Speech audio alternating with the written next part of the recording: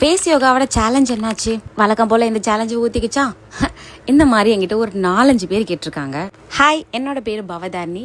இது என்னோட 21 days face yoga சேலஞ்சில் இன்னைக்கு டே 25. ஒரு விஷயம் சொல்லவா?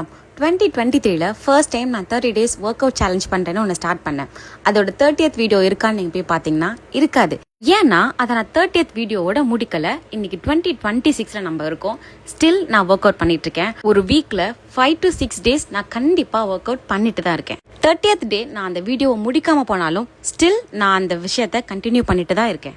இது என்ன பெரிய முட்டு அப்படின்னு நீங்க நினைக்கலாம்.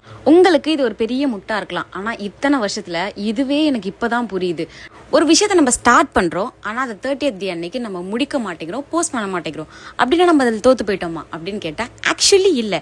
ஏன்னா நான் எதையுமே ஸ்டார்ட் பண்ணி இப்போ வரைக்கும் அதை கைவிட்டதே கிடையாது.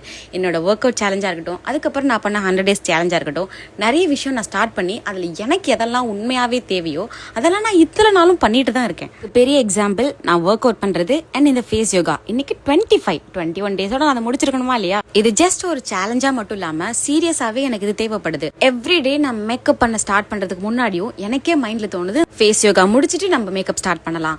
எவ்ரிடே நான் எழுந்துக்கும் போதும் நம்ம ஒர்க் அவுட் பண்ணாதான் இன்னைக்கு நாள் முடியும் அப்படின்ற மாதிரியான ஒரு ஃபீல். இதுதான் என்னோட வின்னா நான் நினைக்கிறேன். அண்ட் இது மட்டுமா இந்த வீடியோவில் அப்படின்னு கேட்டால் ஆக்சுவலி கிடையாது. இந்த சீரியல்லாம் பார்த்துருக்கீங்களா? ஒரு விஷயம் ஒரு பிரச்சனை முடிஞ்சதுக்கு அப்புறம் அடுத்த பிரச்சனைக்கு ஹிண்ட் கொடுப்பாங்க. அதே மாதிரி தான் இந்த வீடியோவும். என்னோட லைஃப்பில் நான் எதிர்பார்க்க முடியாத ஒரு மெடிக்கல் கண்டிஷனில் இப்போ நான் இருக்கேன். அதுக்கு நான் நிறைய விஷயம் பண்ணணும். அதுக்கு எனக்கு பெரிய மோட்டிவேஷனும் நிறைய மனதைரியமும் தேவைப்படுது. என்ன பிரச்சனை, என்ன ஆச்சு, என்ன பண்ண போகிறேன் எல்லாத்தையும் நான் உங்களுக்கு அடுத்த வீடியோவில் சொல்கிறேன். ஏன்னா நானே இன்னும் அதுக்கு ப்ராப்பராக ரெடி ஆகலை. முக்கியமான விஷயம், ஒரு விஷயத்தை நீங்கள் ஸ்டார்ட் பண்ணுறீங்க, அதை நீங்கள் முடிக்கலனாலும் பிரச்சனை இல்லை. உங்களுக்கு தேவையானப்போ நீங்கள் அதை பண்ணுறதுக்கு ரெடியாக இருக்கீங்களா, அதுதான் முக்கியம். அண்ட் இது ஒரு நல்ல மோட்டிவேஷனாக எடுத்துகிட்டு நம்மளோட அடுத்த சாப்டரை நம்ம ஸ்டார்ட் பண்ணலாம். அண்ட் தேங்க்யூ ஸோ மச் இது வரைக்கும் நீங்கள் இந்த வீடியோ பார்த்ததுக்கு.